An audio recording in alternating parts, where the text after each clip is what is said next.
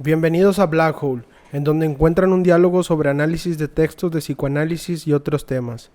Al igual que en un black hole, nos adentramos en la fuerza gravitatoria del texto, donde ni siquiera la luz puede escapar. Comenzamos.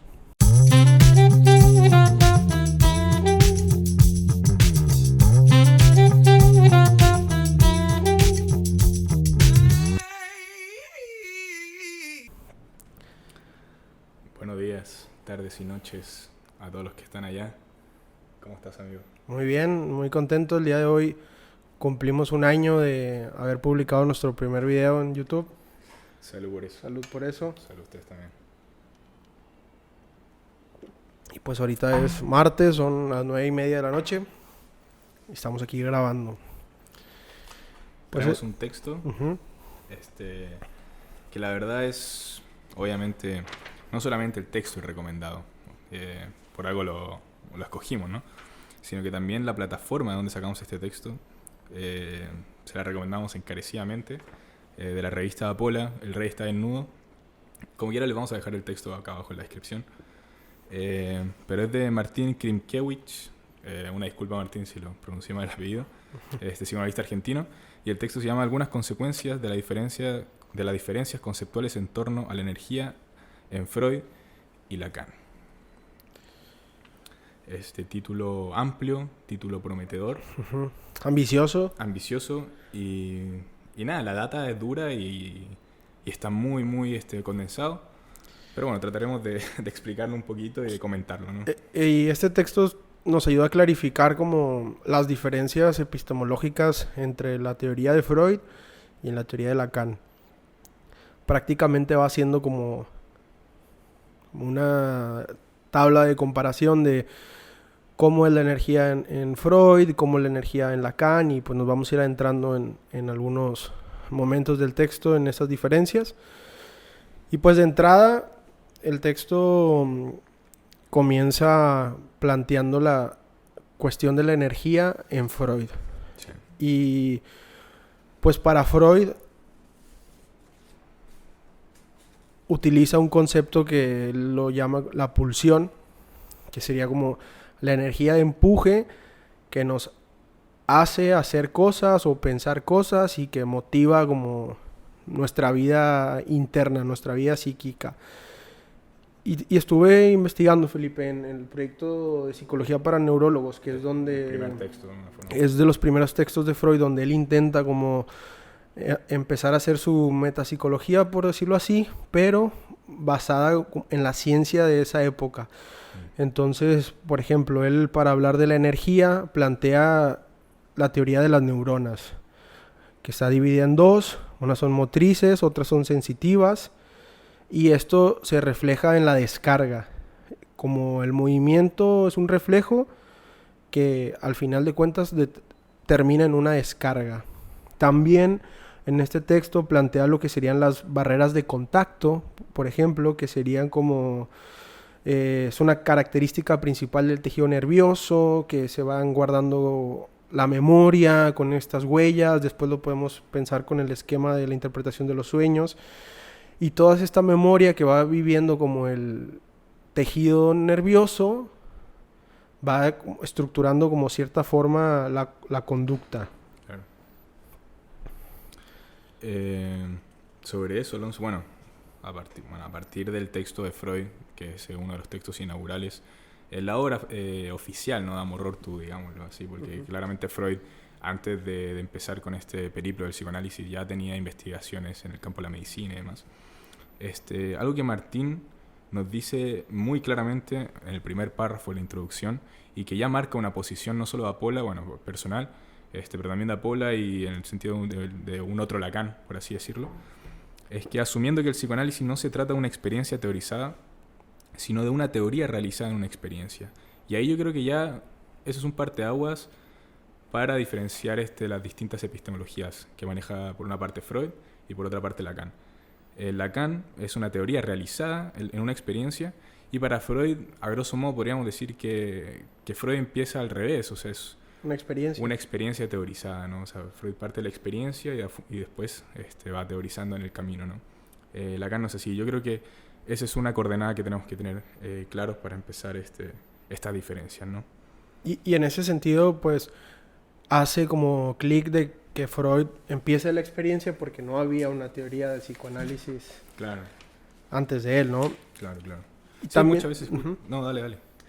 y bueno, también eso me hace pensar como en la crítica de que el psicoanalista o el psicólogo lo aprende por experiencia, como si fuese una práctica que simplemente por el hecho de vivirla uno es capaz de aplicarla y bueno, pues hay todo un dispositivo teórico que tiene que respaldar la experiencia, Claro. como pensar conceptos de qué es el inconsciente, qué es el síntoma, cómo pienso el desarrollo evolutivo del ser humano Sí. y bueno, como en ese sentido. También hay una diferencia que marca el texto que bueno, la energética freudiana, es decir, la energía en Freud, es natural, viene de la química corporal, del sistema nervioso, y para Lacan no tiene nada que ver, digamos, con el organismo, sino que va a tener que ver más con una consecuencia del discurso. Y esto me hace pensar es, como la energía que tengo yo en este momento podría ser el resultado de cómo me siento en relación con los otros. Sí. Cómo es esa dinámica que tengo en el discursiva con los demás que me posicionan en el lugar de tú nunca vas a poder, o tú vas a ser exitoso, o este hijo va a ser un ladrón, como el caso de Freud, ¿no? Sí. Y en ese sentido es como el discurso puede aplastar tu energía, como en ese sentido, ¿no? Incluso sin la necesidad de un otros presentes en la realidad, por así decirlo, ¿no? Adelantándonos un poco, se trataría en Lacan de un monismo significante, ¿no? Okay. De la doctrina del significante, y como decías en Freud, más de esta noción de energética, más, claro, bioquímica, a lo mejor biológica y demás. Hay un párrafo que, bueno, al principio me gustaría rescatar, Alonso, que dice Martín: tanto en Freud como en Lacan es posible establecer en torno a la noción de energía, en psicoanálisis, conceptualizaciones consistentes que resultan profundamente diferentes, ¿no? Lo que ya veníamos advirtiendo. Sin embargo, leemos los mismos conceptos: libido, pulsión, deseo, Claro. términos sexuales. Lacan y Freud usan esto. Obviamente Lacan retoma los mismos conceptos de Freud, pero les da un giro, ¿no? Este retorno a Freud, que el lectura a Freud, ¿no? De alguna forma, pero... Y ahí que es fácil perdernos en algún punto, ¿no? Si estamos leyendo Lacan, pareciera que podría ser un poco confuso por ahí. Pero usan los mismos conceptos, pero lo modifican, o sea, está totalmente modificado en Lacan. ¿De qué hablamos entonces? ¿De qué hablamos cuando hablamos de energía en psicoanálisis, entonces, Alonso? Del factor, primero, factor dinámico, ¿no? Y como decía, tomando estos tres conceptos, en la teoría freudiana, dice Martín que Freud retoma a Fechner. Fechner es la principal referencia en Freud.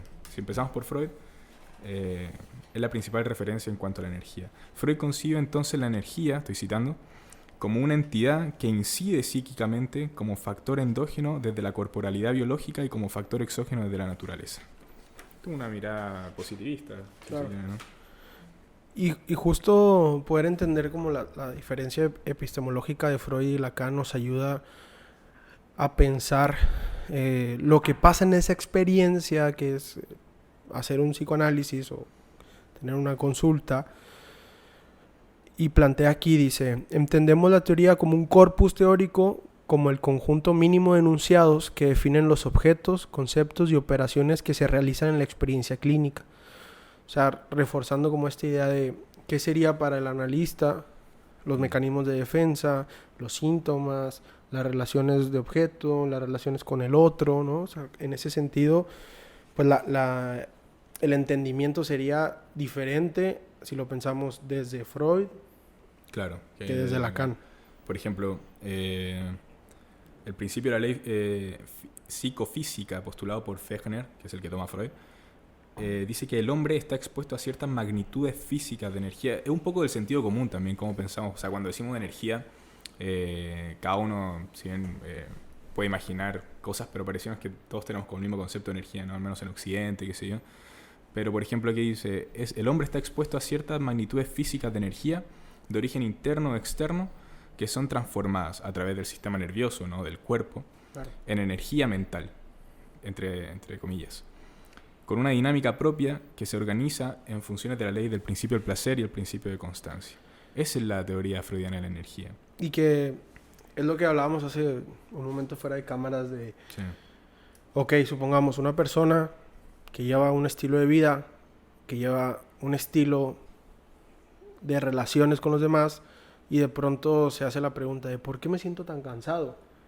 ¿Será que me falta energía como en mi cuerpo? Sí. O como más cafeína o cualquier otra cosa, o este tipo de relaciones que tengo y este estilo de vida que llevo hace que al final el resultado sea como sentirme cansado. Exactamente. Y aquí el tema no es negar uno ni el otro, o sea, no es de alguna forma esto es mentira y esto es verdad, Claro. sino que la posición que asumamos, y aquí, bueno, como analistas, la posición que asumamos del modelo energético va a incidir en la práctica. Eso es más o menos el hecho. No es como que, bueno, esta energía, sí, hay hormonas, hay sueño, hay sustancias en el cuerpo. Sí, obviamente. Y también está el monismo significante, si es que lo practicamos desde ahí, ¿no? Pero la posición que asumamos de la energía va a incidir en va a afectar a nuestra práctica clínica. Ese es el tema acá. Y bueno, el texto también rescata estos tres elementos, complementando lo que dices, Felipe, Sí. sobre la energía en Freud, ¿no? El primero es que el deseo sexual como un factor energético para tener una experiencia de satisfacción Uh-huh. es natural, es originaria y está perdida. Perdida en términos de que nunca vamos a tener esa primera satisfacción de la primera vez que hicimos cualquier cosa, ¿no? La segunda es la pulsión como efecto energético de naturaleza biológica, es decir, que, bueno, pues ya venimos predeterminados a cierta carga energética. Y la tercera, pues la libido, como el concepto energético más general que determina las relaciones del sujeto con su propia realidad, concebido como las necesidades de una ameba. Una ameba es como un tipo de célula que embiste a otras de su propia energía y como las va a ir incorporando. Y aquí quiero comentar un meme que probablemente has visto de cuando un jugador de fútbol se queja de que siento que le he perdido la pasión al fútbol. Y luego alguien sí, le lo comenta vi de hace que poco, sí. levántate a las 5 de la mañana, coge Anda el a camión, trabajar, sí, anda a sí. trabajar, que el sueldo no te alcance y es como, estoy seguro que lo vuelves a agarrar el Y vas a gusto. recuperar, claro. Entonces es como Aguante la huevo. también esta parte de la libido y el gasto energético también tiene que ver con la vida que llevas. No nada más como de naturaleza biológica. Es normal que alguien que trabaja todo el día termine muy cansado que alguien que trabaja a lógico. mediodía o algo así, ¿no? Lógico. De esto que decías, por ejemplo, de lo que decía Alonso, Martín nos dice que entonces el conflicto psíquico, porque la vida en sí presenta conflictos psíquicos, si quieren, ¿no? Por ejemplo, este mismo, ¿no? El conflicto psíquico para Freud está dado por el encuentro del efecto actual de una energía, bajo los conceptos de Fechner, pero que después Freud lo va trabajando. Entonces, el encuentro del efecto actual de una energía de origen interno-externo, hay una lógica dentro-afuera, interno-externo, que es el afecto, que incide como inervación, catexia, de una red de representaciones, el afecto y la representación, marcadas por una incidencia energética originaria proveniente de estas mismas fuentes naturales y biológicas.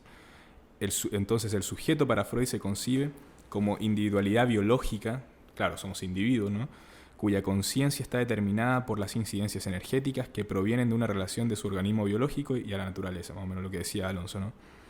Y bueno, después las características que mencionaba. Claro. Pero es esto, representaciones y afectos en Freud, dentro, fuera, que se presentan en la realidad, pero que operan bajo esta lógica, ¿no? Para Lacan, por ejemplo, en el seminario 2, dice, vuelve a ocuparse de la cuestión energética, rechazará explícitamente la pertinencia del fundamento orgánico neuronal para el psicoanálisis. Claro. Y voy a leer una frase, dice, el sistema nervioso me resulta un fastidio. Creo que el organicismo común es una estupidez.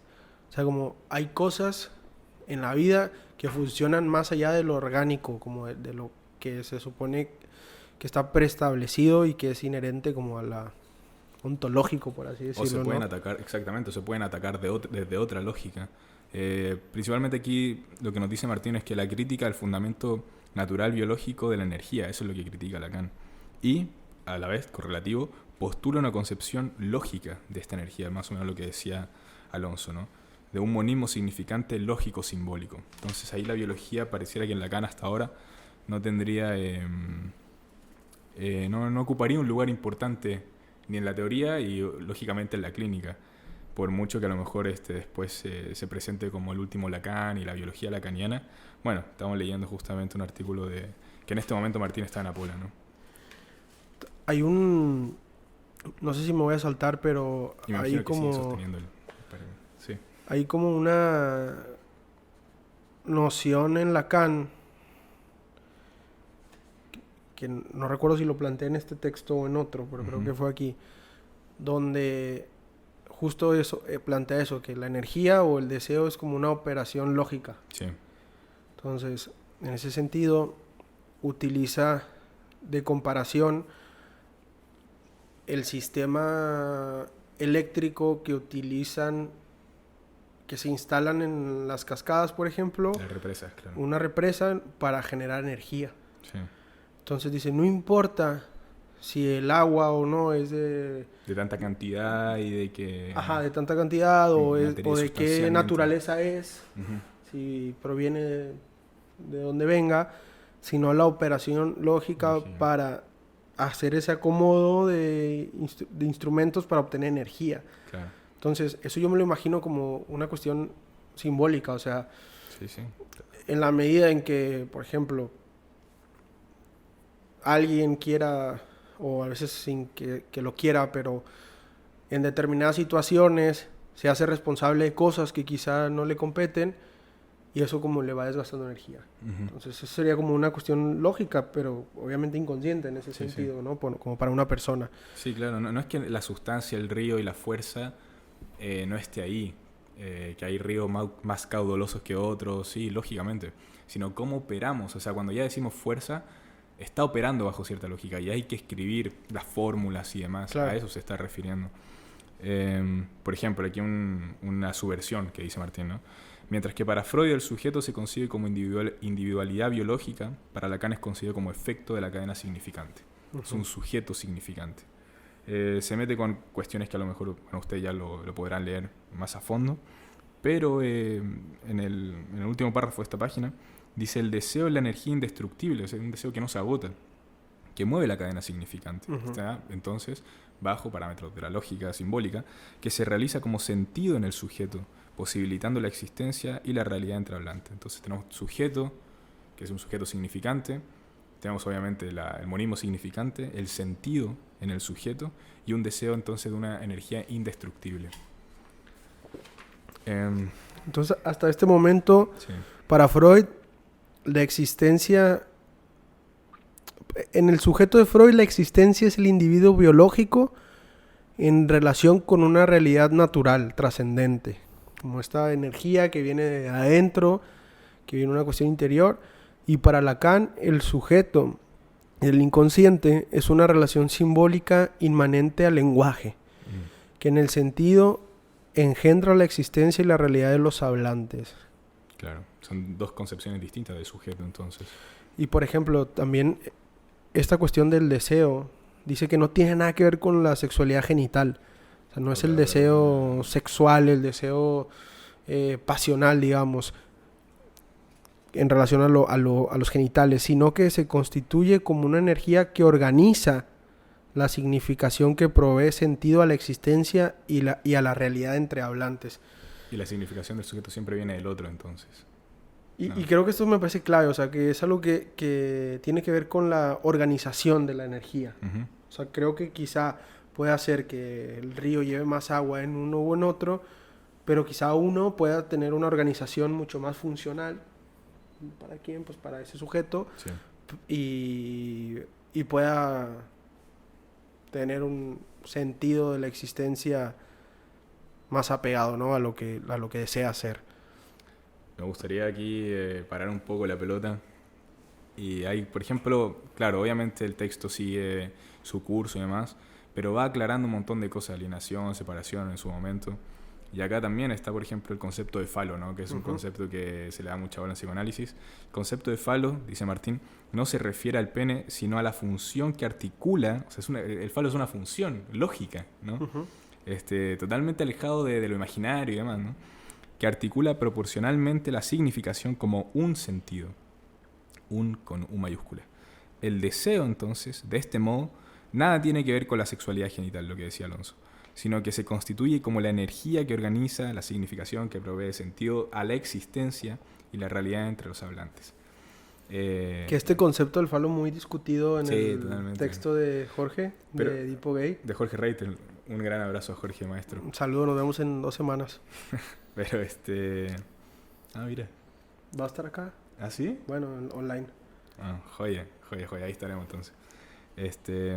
Pero sí, justamente lo que decía al principio, o sea, deseo, ahora falo, ¿qué otros conceptos? El libido y demás, energía, están en Freud y están en Lacan. Están las palabras tal cual, claro, pero con significados totalmente distintos, en función a otra lógica.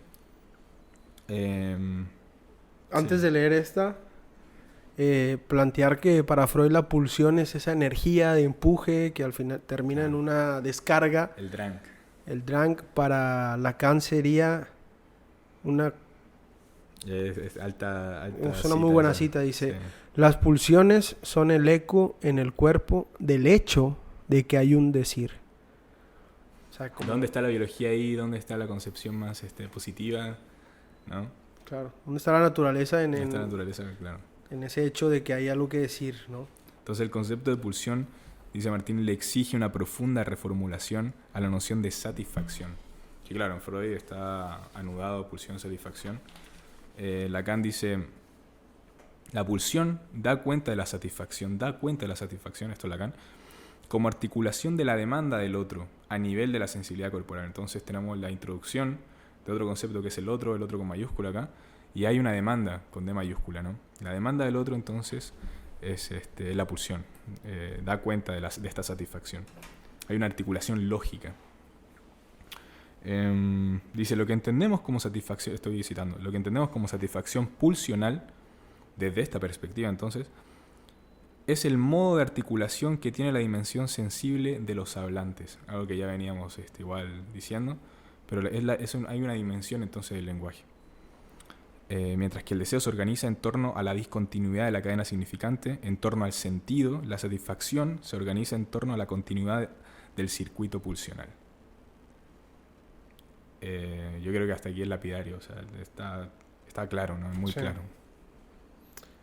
Pues para ir cerrando. Sí, todavía nos faltó un poquito mucho más, y obviamente ahí va a estar el texto, pero esto es lo que rescatamos, yo creo, porque, bueno... Encontré lo de la represa. Sí, dale.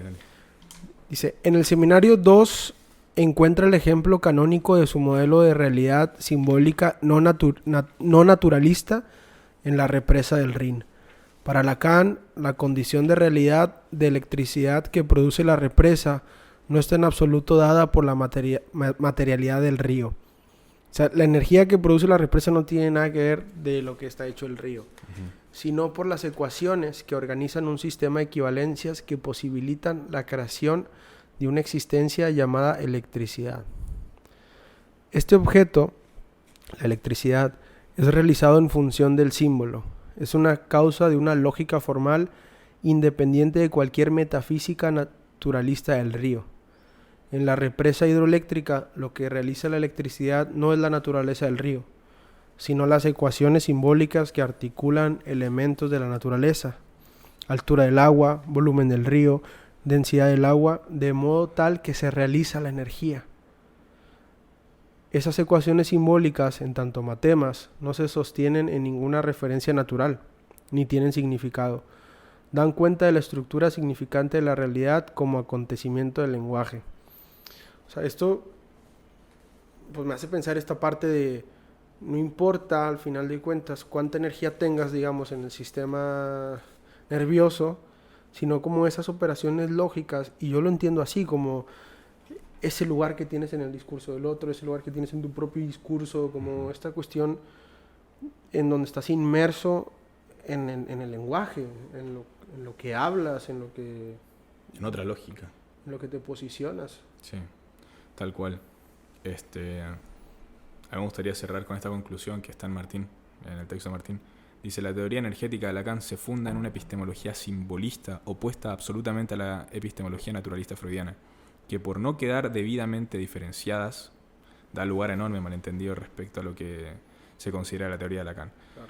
Yo cuando terminé el texto, igual para cerrar, Alonso, estaba pensando que las concepciones de energética, muy anudadas al concepto de anormalidad, más allá de un orden simbólico de cuestiones biológicas. Bueno, a todo esto porque estoy leyendo el curso del poder psiquiátrico en Foucault, ¿no? Donde en algún punto de la historia dice Foucault que la normalidad pasa a ser un campo donde justamente los niños anormales de alguna forma no pueden controlar sus instintos, ¿no? Y en el fondo yo lo estaba relacionando con la energía, como un desborde de energía, y hay parámetros de normalidad, ¿no?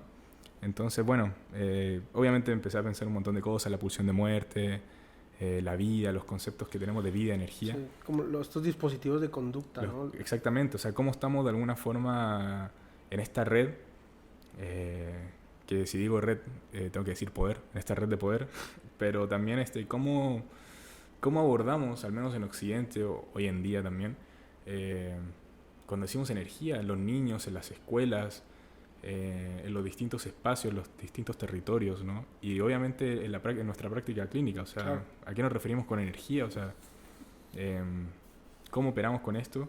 ¿Y bajo qué lógica operamos? Yo creo que este texto de Martín lo tienen que leer, es clave, los invitamos a leer, es clave para justamente esta diferenciación. Y bueno, un par de cosas que a lo mejor quedaron por ahí, igual ustedes lo que quieran comentar, adelante, pero da para mucho más. Pero bueno, por el momento yo creo que estamos. Pues muchas gracias y denle